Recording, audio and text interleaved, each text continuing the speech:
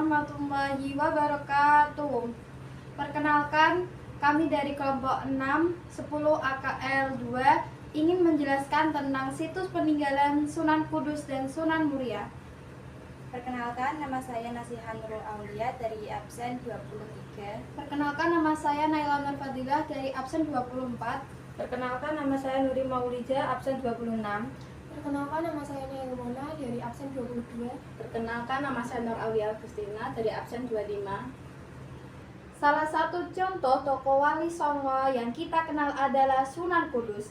Sunan Kudus memiliki nama asli Said Ja'far Shodiq Asmarathan, adalah sosok yang berjasa dalam menyebarkan agama Islam di Indonesia. Berikut adalah peninggalan Sunan Kudus yang masih kita bisa saksikan sebagai bukti sejarah. Adapun beberapa peninggalan Sunan Kudus unik yaitu 1. Masjid Menara Kudus.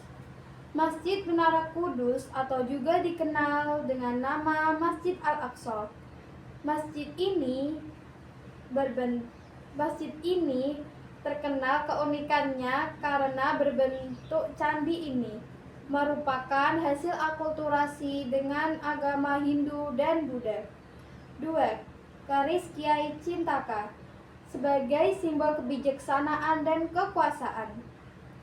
Keris Cintaka juga memiliki motif Bosputa yang dipercaya melambangkan kemakmuran, keselamatan, dan kepasrahan kepada Allah. 3. Senjata Trisula. Senjata ini berbentuk tombak bermata 3.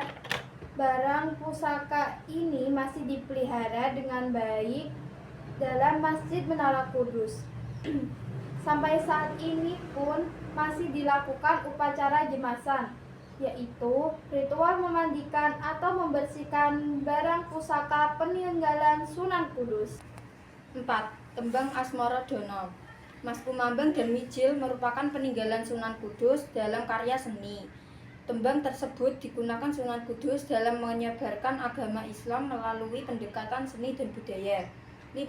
Mitoni adalah upacara peninggalan Sunan Kudus yang berhasil diluruskan maknanya. Dahulu kala, umat Hindu-Buddha menyelenggarakan upacara mitoni dengan menyembah patung dan arca. Berkat jasa Sunan Kudus, kini upacara mitoni yang kita kenal adalah wujud bersyukur kepada Allah atas hadirnya seorang anak. 6. Makam Sunan Kudus yang masih berada di satu daerah dengan Masjid Menara Kudus. Makam tersebut masih menjadi daya tarik umat Islam untuk dikunjungi sebagai bagian dari ziarah kubur Wali Songo. Berikutnya yaitu Sunan Muria. Sunan Muria merupakan salah satu wali songo yang dikenal dengan cara berdakwahnya yang cukup unik, yakni dengan cara menggunakan metode kursus gratis. Perlu diketahui bahwa Sunan Muria merupakan putra dari Sunan Kalijogo dengan Dewi Saro, yang mana merupakan putri dari Syekh Maulana Ishaq. Berikut beberapa peninggalan Sunan Muria. 1. Masjid. Masjid ini terletak di ketinggian 1.600 meter di atas permukaan laut. Di dalam masjid ini terdapat beberapa benda yang pernah digunakan oleh Sunan Muria semasa hidupnya. Pengunjung yang ingin ke masjid ini harus berjalan kaki sejauh 3 km. Masjid ini sudah mengalami perubahan beberapa kali, tetapi beberapa bagiannya masih dipertahankan hingga saat ini. Salah satu bagian yang dipertahankan adalah tempat imam, sebab posisinya yang mempunyai makna bahwa umat Islam harus mementingkan kepentingan akhirat dibandingkan kepentingan dunia. Susunan bangunan juga masih sama seperti kondisi asli masjid. Adapun benda lain yang masih dipertahankan yaitu beduk yang terbuat dari kayu jati dengan ukiran naga dan ayam jantan. Kedua, situs air Gentong Keramat. Situs air Gentong ini berada di dekat kompleks pemakaman Sunan Muria.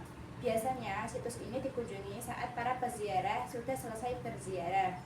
Air dari situs ini juga dipercaya bisa menyembuhkan berbagai macam penyakit aneh yang secara medis tidak dapat disembunyikan. Ketiga, Parijoto. Parijoto adalah buah yang mempunyai ukuran sebesar kacang tanah, berwarna merah muda saat masih mentah, dan akan berwarna hitam jika sudah matang serta mempunyai rasa yang asam.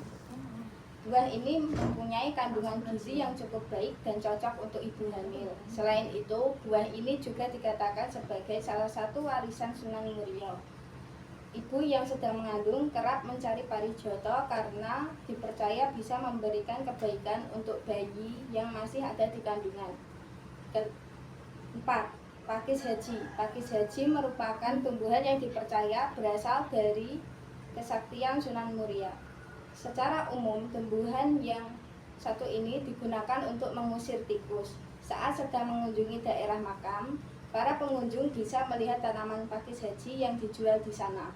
Pakis haji mempunyai motif batik jajar genjang yang berwarna coklat, namun bagian dasarnya berwarna putih tulang agak kecoklatan. Jika digambarkan, tumbuhan ini sekilas mirip dengan ular piton. Masyarakat percaya bahwa pakis haji dapat menyelamatkan sawah yang terancam gagal panen karena wabah tikus. Pada zaman dahulu, tikus-tikus memakan padi yang ada di sawah, kemudian para petani mengadu kepada Sunan Muria. Lalu Sunan Muria memberikan ide untuk menggunakan pakis haji sebagai cara melawan hama tikus tersebut. Kelima, air mata tiga rasa. Nama Syekh Hasan Sadzali dikenal oleh warga di sekitar Gunung Muria sebagai ulama besar dalam menyebarkan agama Islam. Syekh tersebut berasal dari Baghdad, Irak, dan datang ke Jawa untuk menyebarkan Islam. Makamnya berada dekat dengan makam Sunan Muria, sehingga sering dikaitkan dengan Wali Songo. Menurut pengurus makam, Syekh Sadzali adalah guru Sunan Muria dan telah menyiarkan Islam seabad sebelum Wali Songo. Ditemukan batu bata kuno di sekitar makamnya yang diyakini sebagai bekas musola yang dibangun Syekh Sadzali. Salah satu karomahnya adalah 3 mata air di area makam yang memiliki rasa berbeda. Mata air tersebut digunakan oleh Syekh Sadzali untuk wudhu dan diyakini memiliki berkah. Airnya tidak pernah surut dan memiliki rasa yang bisa mengobati penyakit, menumbuhkan rasa percaya diri, dan memperlancar rezeki. Makamnya mulai ramai diziarahi sejak tahun 80-an dan setiap tahun diadakan tradisi buka luwur untuk mengganti selimut makam. Kegiatan tersebut meliputi pengajian, khatam Al-Quran, tahlil, dan kenduren nasi tumpeng. Kelambu bekas penutup makam menjadi rebutan masyarakat karena diyakini membawa berkah dari Syekh Sadzali. Tradisi ini dilakukan sebagai bentuk penghormatan dan keyakinan akan karomah Syekh Hasan Sadzali. Sekian dari kelompok kami, banyak salah kata, mohon dimaafkan. Wassalamualaikum warahmatullahi wabarakatuh.